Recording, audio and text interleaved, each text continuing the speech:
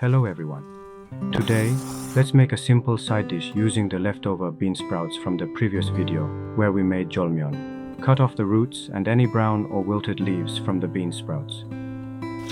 Wash the bean sprouts thoroughly in running water for 2 to 3 times. In a pot, bring water and salt to a boil over high heat.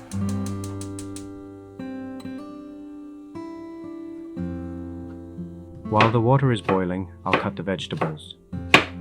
Here is kongnamul muchim, a Korean side dish made with bean sprouts, vegetables, and a simple dressing. It is commonly served on Korean tables, where side dishes play an important role in every meal. While there are many different recipes for this dish, today I'll be showing you the most common method. Once the water is boiling, add the bean sprouts and boil for 4 to 5 minutes. To ensure even cooking, make sure the sprouts are completely covered in water.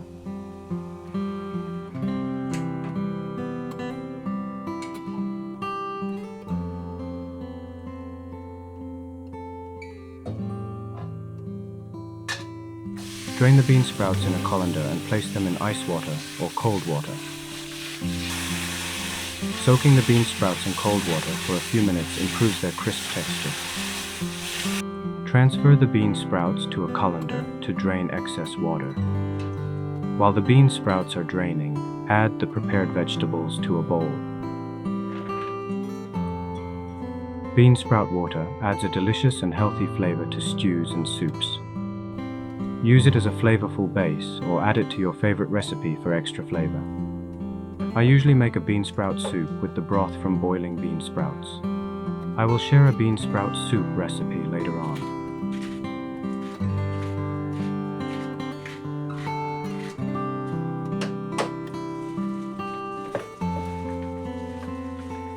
Add the drained bean sprouts to the bowl and toss them with the vegetables until they are evenly combined.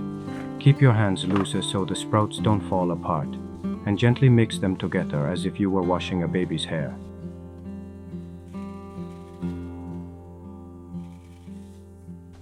Try the dish and add more salt if it's not salty enough.